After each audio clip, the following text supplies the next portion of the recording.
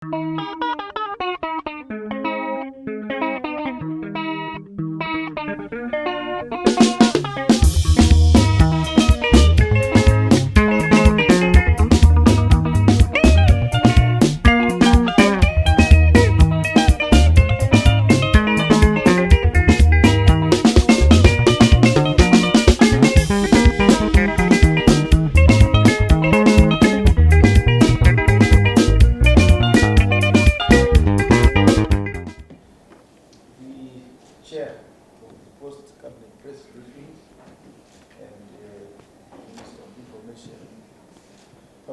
and Broadcasting Services, Dr.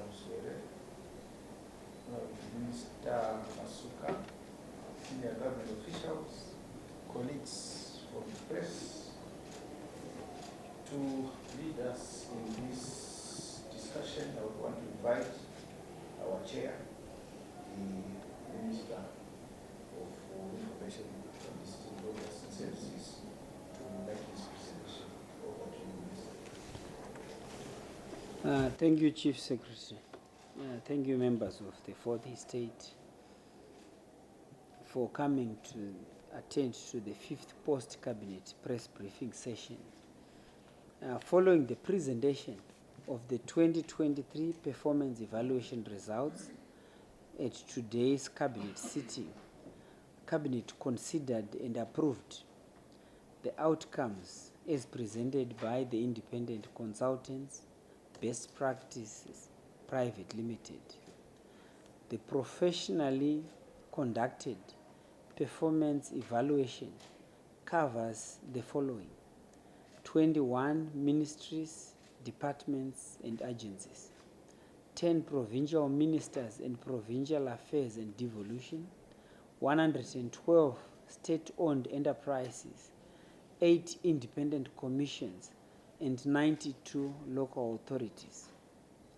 The results of the performance evaluation will be made public at the performance contract signing ceremony scheduled for the 15th of March 2024.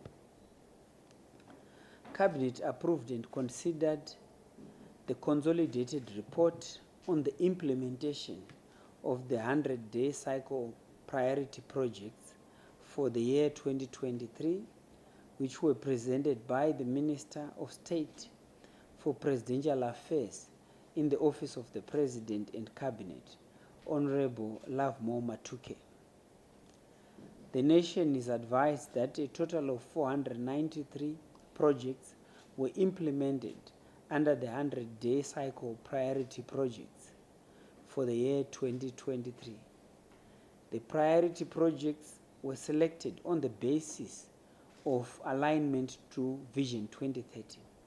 The majority of the projects, 348 in total, surpassed the set targets, whilst 61 performed within the agreed range.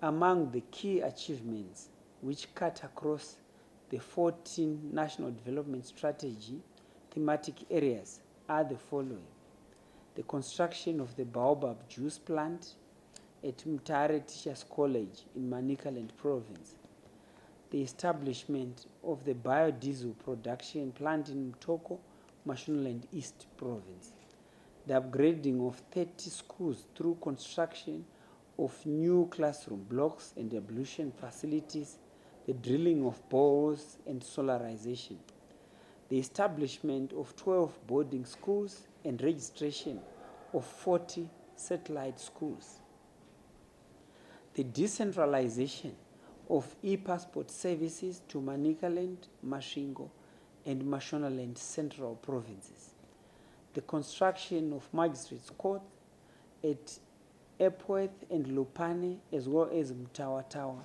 Gwanda, and Chiredzi, the establishment of ICT laboratories at schools in Mashonaland East, Mashonaland West, Midlands, Masvingo, Manicaland, and Matabeleland North provinces, the deployment of 92 base stations and the establishment of 40 community information centers countrywide, the construction of a migrant resource center in Bulawayo Metropolitan Province, the refurbishment of infrastructure in Pretoria, South Africa, Maputo, Mozambique, and Berlin in Germany. The modernization of National FM, Power FM, and Classic 263 radio stations. The construction of primary health care clinics at Cowdrey Park in Bulawayo Metropolitan Province and Mataga in Midlands Province. The installation of radiological and radiotherapy equipment at Parenyatwa Group of Hospitals and at all provincial and central hospitals. The funding of 80 micro, small and medium enterprises. The expansion of the Robert Gabriel Mugabe International Airport in Harare Metropolitan Province.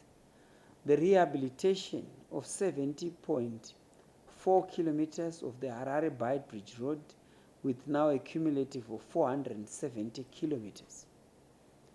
The rehabilitation of the Binga Siakobu Road, the completion and commissioning of Wange 7 and 8 expansion project, the completion and commissioning of the Chivu Dam in Mashonaland East Province, the rehabilitation of 182 deep tanks across all rural provinces, the distribution of 244,000 chicks in all provinces under the Presidential Rural Poultry Scheme, the shaft expansion at Pixton PLS mine, and the construction of the Sino mine Bikita Minerals processing plant. Cabinet also considered and adopted the report on the preliminary food security outlook situation for the April 2024 to March 2025 as presented by the Minister of Lands, Agriculture, Fisheries, Water and Rural Development, Honorable Dr. Masuka. Cabinet would like to advise the nation that in light of the climate-induced drought in form of El Nino, various measures are being instituted in order to guarantee food security for all and ensure that no one dies of hunger. Among other issues discussed, Cabinet discussed the importance of considering more hectarage for growing rice in view of the increased rice consumption by the people of Zimbabwe. Cabinet also emphasized the need to support and promote local wheat production with the aim to swap wheat for maize in order to meet maize demand for the nation. In light of the foregoing, Cabinet has approved the following: the Food Security Outlook Report to March 2025 to facilitate winter cereals production planning, the food security strategy based on the comparative and competitive advantages of wheat, that the consumption of 7.5 kgs per person per month be used immediately for social welfare and will be adjusted after October to 8.5 kgs per person per month. The purchase of local grain at import parity price of 390 United States dollars per ton has been approved in order to mop up excess local grain, duty waiver on the importation of rice and potato seed, importation of genetically modified maize for stock feed under strict supervised milling and distribution, duty-free importation of maize, rice and cooking oil by households with effect from July 2024, the reactivation of the Grain Mobilization Committee. Cabinet also received the report on the inaugural Joint Permanent Commission for Cooperation between the Republics of Zimbabwe and Belarus, as presented by the Acting Minister of Foreign Affairs and International Trade, Honorable Emon Murwira. Cabinet would like to inform the nation that Zimbabwe hosted the Republic of Belarus for the inaugural Joint Permanent Commission for Cooperation from the 19th to the 22nd of February 2024 in Harare Metropolitan Province. The Commission welcomed the convening of a business forum on the margins of the meeting to provide the captains of industry of Zimbabwe and Belarus an opportunity to cross-pollinate ideas on business opportunities in the two countries. The nation is informed that the inaugural Joint Commission for Cooperation discussed the following key issues: the call for the removal of the unjustified illegal sanctions imposed on Zimbabwe by the West, the pledge by the Republic of Belarus to support Zimbabwe's bid for the non-permanent seat on the United Nations Security Council, the acknowledgement of the implementation of the MOUs between the institutions of higher learning of the two countries, which saw 72 memorandums being signed in 2023 alone, the expression of interest by the Republic of Belarus to organize supplies of medicines and medical equipment to the Republic of Zimbabwe on mutually beneficial terms, the signing of a roadmap on the establishment of the Joint Working Group on Cooperation in the field of agriculture between the Republic of Belarus and the Republic of Zimbabwe, and the enhancement of cooperation in the areas of transport, tourism, local government, commerce, and industry. Cabinet received and noted a report on the Antalya Diplomacy Forum held in Turkey from the Acting Minister of Foreign Affairs and International Trade, Honorable Professor Emon Mruira. The Diplomacy Forum was held from the 1st to the 3rd of March 2024, and the nation is informed that during the forum, the Minister of Foreign Affairs and International Trade noted the need for Africa to produce enough food for its needs. He also underscored the need to invest in modern technologies and energy in order to promote economic growth and sustainable development. On the sidelines of the forum, the minister held bilateral meetings with the ministers of foreign affairs from Mozambique and Turkey, during which they discussed issues of mutual interest. The minister also met with the president of the Turkish Business Council. The nation is further informed that the minister had a chance to visit Turkish companies which proposed to partner the country through supplying solar packages for homes and offices and the establishment of an industrial park for solar energy. Another company is also interested in agro-processing, which also proposed to construct a farm-to-fork model project with a zero-waste strategy. The project would have the capacity to process 100 cattle and 300 sheep during an 8-hour shift. The Minister of Transport and Infrastructure Development, Honorable Felix Mona, updated Cabinet on the road traffic accident involving a Simplex Transport and Logistics bus that occurred in Western Cape, South Africa on 9 March 2024, in which 13 Zimbabweans lost their lives and 12 persons were injured. The bus, which was en route to Cape Town, collided with a haulage truck, and the Zimbabwean embassy in South Africa is working with authorities who are still investigating the cause of the accident. The nation will be kept informed of the corrective measures that the Ministry of Transport will take in the matter in order to demonstrate and consolidate its commitment to improved road safety and security. In the meantime, Cabinet wishes to express its deepest condolences to the families of the deceased and to wish a speedy recovery to the injured Zimbabweans. I thank you.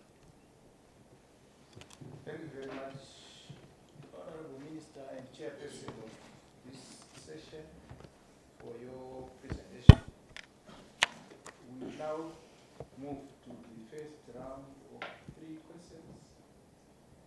Then we get responses from the Honorable Ministers. Then we move to the second round of 3 questions again.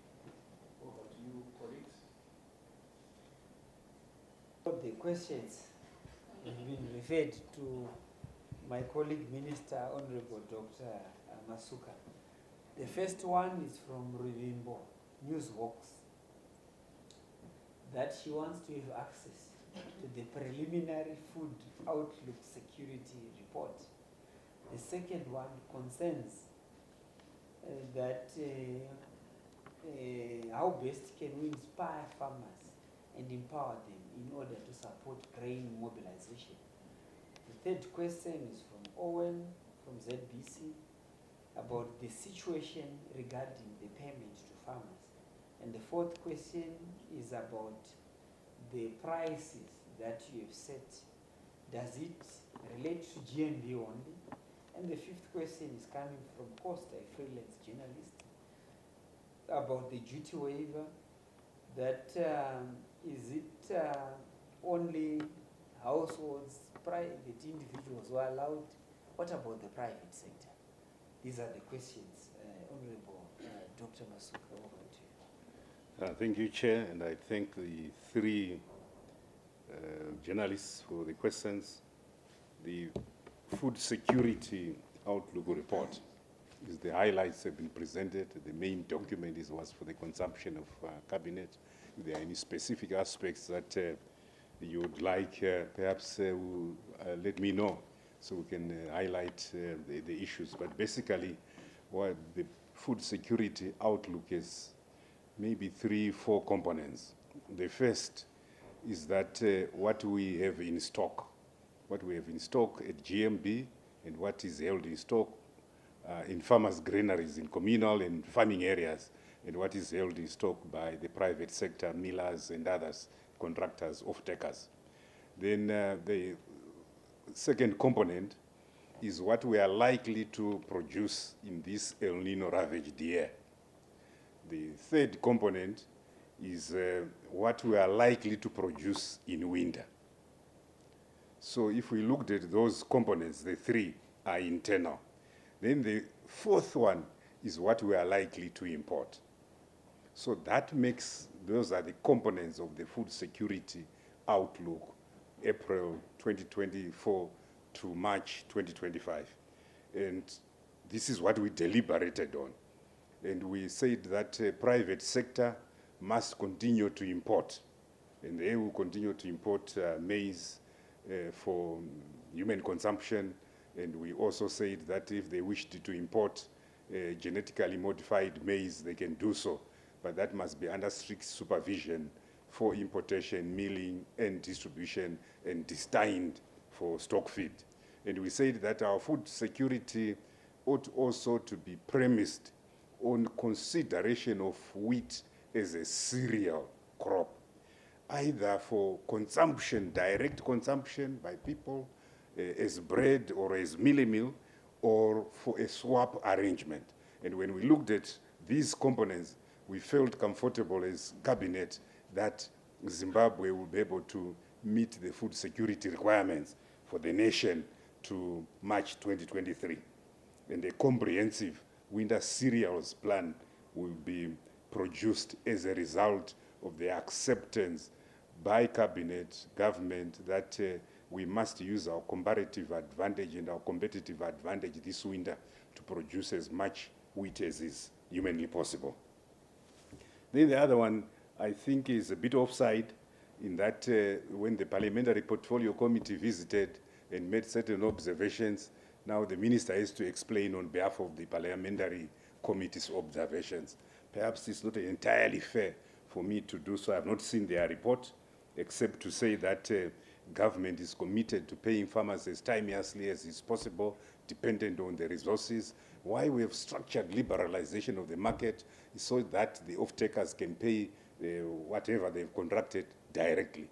Government has paid all the maize that has been, all the maize that has been delivered to the GMB. What is outstanding is a portion of the wheat that was delivered. Government has made strides to liquidate what we owe. In fact, as of yesterday, only 1.6 billion in Zimbabwe dollar terms remains of the outstanding payments for wheat. We also have an outstanding US dollar obligation amounting to 34 million US. The discussion by cabinet was for Treasury to expedite farmer payments in order to motivate for deliveries to the GMB. And this is in this context that Owen Mandova's 390 US dollars per metric ton is for intake at GMB. This is the current import price, and we said that the payment by GMB must be import parity in order to mop the additional excess grain that might still be on farms in order to supplement the GMB intake to meet the social welfare requirements. Then the COSTA, in terms of duty-free importation, there are two components. The first component relates to seed potato and rice. 15% of the 15.1 million Zimbabweans now consume rice and potato. In fact, let's step back. There are three types where 85% of the population consumes maize. And we are looking at alternate foods to maize. Is what you can alternate. You can eat maize, mealie meal today, sadza, and eat potato in the evening and perhaps rice. So that alternating. Then there are those that now consider rice and potato as alternatives. So many of the younger generation think that maize sadza isn't. So they are now primarily their diets are based on rice, potato, and others for their starch component. Then there are substitute foods that you can use, for example, gorosi or wheat flour in place of maize. So we considered all that and said 15% of this population, young generation, now prefer to consume rice and potato. In the context of rice, we only produce less than 1% of that rice requirement. We consume 10,000 metric tons of rice every month, 120,000 metric tons, which is predominantly imported. And you say, why do we make that vatable? Why do we make it expensive? So why can't we remove VAT on it so that it becomes more affordable? And that was cabinet's decision that let's remove the VAT on rice. We also looked at seed potato. We are able to produce somewhere in the region of 40% of our seed potato requirements. We consume somewhere in the region of 400 to 500,000 metric tons of Irish potato, table potato. So for the 50% of seed that we import, we said that will ultimately lead to more expensive table potato purchases. If we removed this component at input level, this will be more affordable. Then we looked at households and said, in an El Nino year, the three worst affected aspects, we looked at cooking oil, we looked at maize meal, and we said perhaps we should allow duty-free importation by households from July onwards. And what we define as a household consumption is what the Minister of Industry and Commerce and the Minister of Agriculture normally come up with, between 30 and 40 kgs a month for mealie meal, perhaps maybe 2 liters or 750, depending on what they decide on the shortages that are in the country, is what they will allow for household imports. So that's the clarity that we have. Thank you, Chair. Thank you, Chief. Thank you very much, Honourable Minister, for answering the first round of questions. Let us move to the last round of 3 questions. Yes, my question again is to the Minister of Agriculture. This is in relation with the GMOs, importation of GMOs. I do understand that it is our government policy that Zimbabwe does not produce GMOs, but I heard that you have now allowed the importation of GMOs, and you say that there will be strict monitoring to make sure that they are milled. I just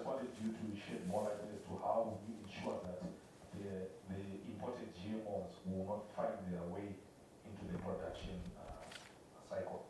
Thank you. Yes, ma'am. Good afternoon. My name is Wazi Sitajisto from Zimbabwe Television Network. My question is, what are the projections of wheat production this year, and how best will farmers be assisted in order to reach adequate yields? Thank you very much. The last question, yes. Thank you, Chief Secretary. Mokuzei Chimwere from the Herald. My question again is directed to the Minister of Agriculture. Minister, from the crop assessment you have done before, looking at the expected yield that we are likely to get and the grains that we have in stock, before resorting to exports, looking at what we have in stock and what we are likely to produce, how many months can that grain take us as a country? Also, another question to the Minister of Agriculture is that, Minister, this El Nino-induced drought, if we have a recurrence next season, that is next year, what is government doing to insulate the agricultural sector from or suffering from the effects of this El Nino-induced drought? Thank you very much for those questions. Chair, over to you. Okay. Thank you, Chief. Honorable Dr. Masuka, all the questions, 4 questions, are directed to you. The first one from SABC, from Mr. Msekio, is about GMOs. Can you shed more light in terms of ensuring that the supervision of the importation of GMOs will not find their way into the production value chain? The second one is what are the wheat projections? The third one, how many months can the grain that we currently have in our country last in terms of the months? And the last question is, what is government doing in order to insulate the nation from El Nino, especially in the context of the next farming season? But I think the question from Secure is mainly interested in knowing about the supervision in the context of GMOs finding their way into the agricultural planting season, that GMOs might be utilized for production purposes. Over to you. Thank you, Chair, and I thank the colleagues from the Fourth Estate for the very interesting questions. Zimbabwe was one of the first countries in the SADC region to put in place a GMO policy in 1998, and we formed the National Biotechnology Authority. And Zimbabwe allows GMOs to be imported because of a very strict framework, and perhaps because of that strictness, very few companies, private companies, have actually come on board to do some experiments with GMOs. Zimbabwe has previously imported GMO maize and for direct milling. And what happens is that as we issue the import license at ministry, we send officers to wherever the importing entities indicated they want to import from. They supervise the consignment, we draw samples, and it is supervised transportation through to the border to a designated warehouse, which is then sealed. And the milling is supervised, and the distribution also so supervised. And then the acquittals for whatever remains in storage versus what has been distributed and consumed is reconciled. So it's very strict, and in the past we've applied this method very successfully, which is why we are confident that the GM importation of maize, in fact, let's clarify. It is genetically modified maize, not GMO maize. So people tend to think it can be a genetically modified organism maize. It is genetically modified maize. You use an organism to modify it, and in most cases, just a bacterium. So there are very strict guarantees, and we're comfortable as government with the methods that we have used in the past and that we're going to use for this purpose. Then the wheat targets, the preliminary targets, 500,000 metric tons for this winter, up from 467,500 metric tons, which was a record last year. And the teams are reviewing and seeing whether we can actually produce more than that. In terms of the productivity measures, Zimbabwe, in terms of production and productivity, is perhaps one of the best in Africa. Our average last year was 5.2 metric tons per hectare, which I think is higher than most jurisdictions in Africa.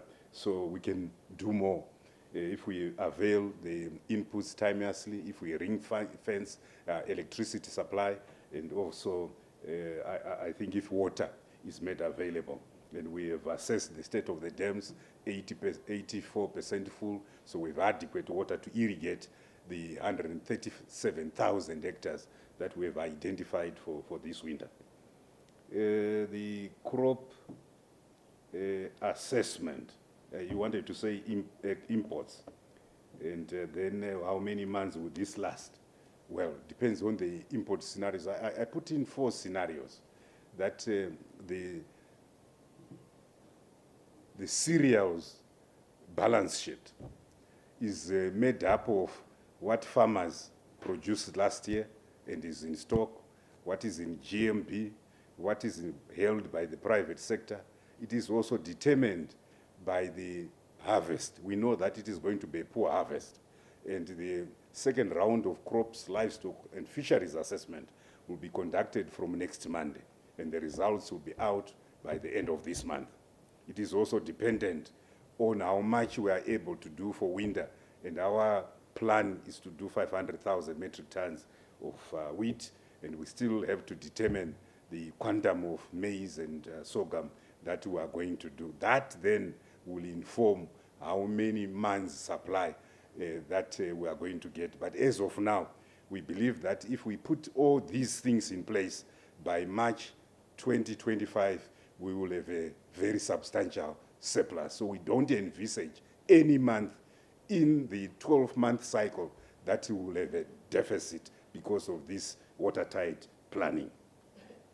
The other one is about El Nino and its recurrence. Fortunately, El Nino this year is so strong that by most accounts, scientific accounts, it can't get any stronger. So it must begin to weaken.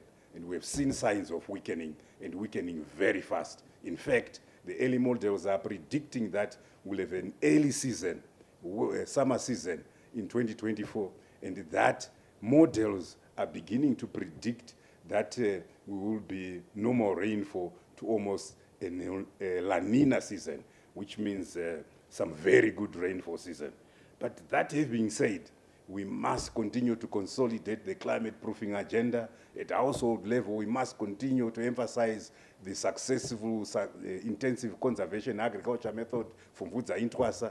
We must ensure that what is grown by a farmer is not determined by what they want, but the requirements of that agroecological zone. If we do so, and put the right crop in the right region, and put conservation farming methods, then at household level, we'll have assured the nation that that household will be food secure.